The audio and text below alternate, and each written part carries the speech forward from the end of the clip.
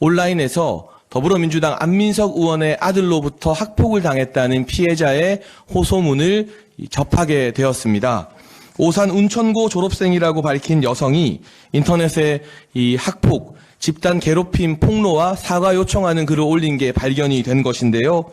2012년 피해자가 고2 때 안민석 의원의 아들로부터 지속적인 괴롭힘을 당했다고 호소하는 글입니다.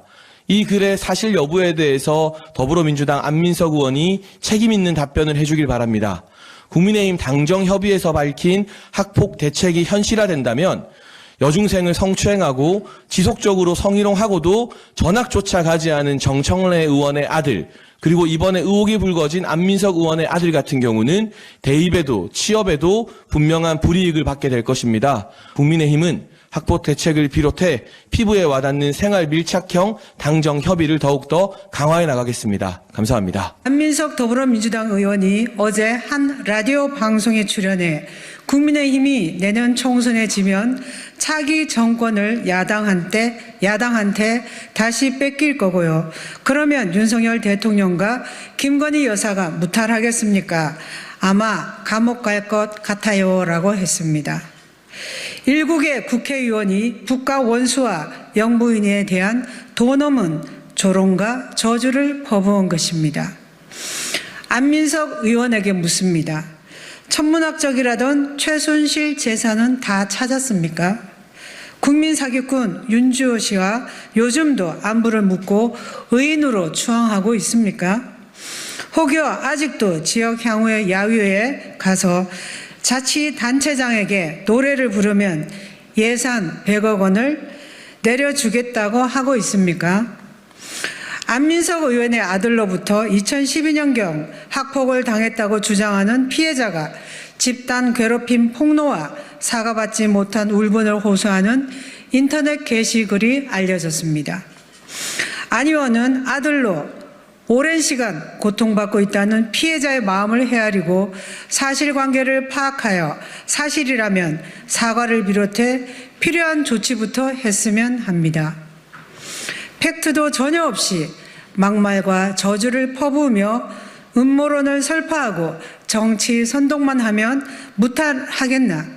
아마도 감옥 갈 수 있을 것 같다고 말해주고 싶습니다. 안민석 의원님, 위원님이 그런 말 하시는 거 좀 국민들이 우습게 보실 것 같지 않습니까? 위원님은 민원인에게 욕설을 하신 분 아닙니까? 아니 그런 분이 와서 제가 위원의 질문에 답하는 거에 태도 논쟁을 계속 하시겠다는 거, 저는 국민들께서 수긍하시지 못할 거라고 생각합니다. 사과하십시오. 위원님은 위원님에 있는 지역구의 국민들한테 욕설을 문자로 보내신 분이잖아요. 그분이 여기 와서 누굴 가르치려고 든다는 거 저 적절치 않다고 봅니다. 여러 번 말씀드렸는데요. 저 제 임무를 다하겠습니다. 정치는 하실 거죠? 그런 문제를 대정부질에서 물을 거는 아닙니다. 의원님은 출마하십니까? 네, 저는 하죠. 네. 잘 되길 바라겠습니다. 그런 답변 태도가 문제입니다. 시중에 한 장관의 별명을 제가 말씀드릴까요? 그 의원님이 지으셨는지 모르겠습니다만요. 지금 여기서 좀 건설적인 질문과 답변이 오갈 수 있었으면 좋겠습니다. 예. 역대로 한 장관처럼 국회의원들과 싸우는 장관, 이런 모습을 저는 보지 않았습니다. 의원님은 의원입니다. 내용의 문제가 아니라 장관의 태도에 심각한 문제가 있다고 봅니다. 의원님 평가고요. 저는 제가 판단해서 잘 답변하겠습니다. 질문해 주시면 잘 답하겠습니다. 나는 나대로 할 테니까 너는 내로 떠들어다, 그겁니까? 아니, 의원님은 의원님의 임무가 있는 거고요. 저는 제 임무가 있는 것이니까요. 예.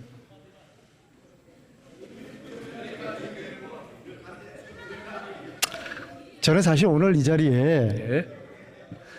장관이 그동안 했던 무례한 발언, 또 동료 국회의원들에 대한 모욕적인 발언, 또 일련의 불손한 태도에 대한 사과를 제가 정중히 드릴 기회를 주려고 했던 것인데, 그 얘기를 안민석 의원님이 하시는 게 참 이상합니다. 예. 국회에 지금 싸우러 온 것이죠. 아니 그렇지 않습니다.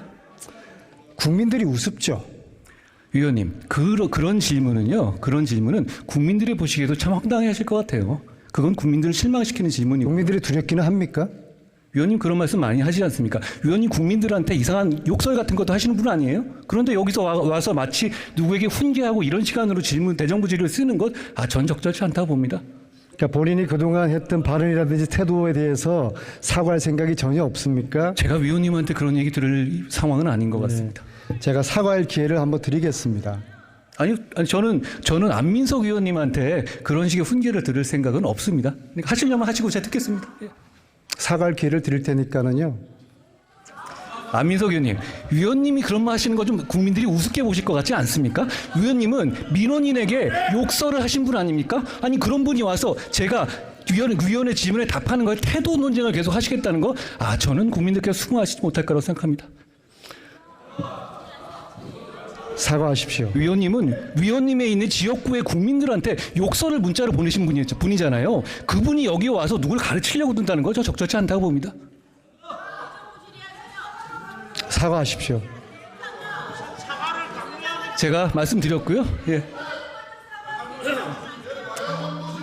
자, 사과를 받기 전에는 질의를 하지 않겠습니다. 그렇게 하십시오. 예. 그리고 위원님 아까 공익제보 말씀하셨는데 제가 기획단에 말씀드리겠습니다. 위원님은 윤지호라는 사람을 공익제보자로 추켜 세우면서 공익제보에 대한 어떤 그 제도의 존재 가치를 무너뜨린 분입니다. 그분이 공익제보를 얘기한, 저는 위원님께서 질의하시는 내용에 대해서 수긍하지 못하는 점이 너무 많다는 점을 이 자리에 빌려서 말씀드립니다.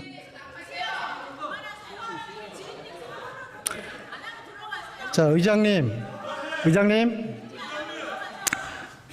국회 정음 감정법 13조 국회에서 모욕적인 은행, 오늘 이 자리뿐만 아닙니다. 그동안 상임이나 본회의장에서 무수히 많았던 한동훈 장관의 모욕적인 은행, 이 국회 건의를 해소하는 경우에 처벌하도록 되어 있습니다.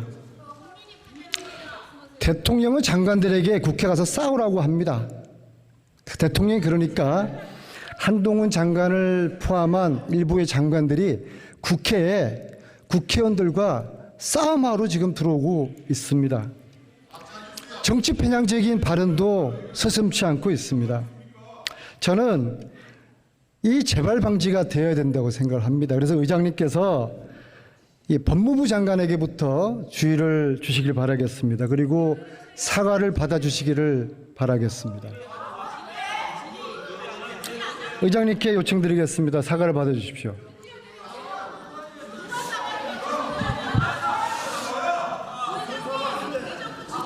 안민석 의원님, 제가 처음에 법무부 장관 나오실 때부터 질의하는 거나 답변하시는 걸 지켜봤습니다. 근데 오늘 안민석 의원님께서 질의하신 거에 또 법무부 장관이 답변하시는 거에 대정부 질의에 처음에 안민석 의원님께서 정치 출마부터 물으셨습니다. 저는 이 부분에 대해서는 오늘 대정부 질의에 적절한 질문은 아니었다고 생각을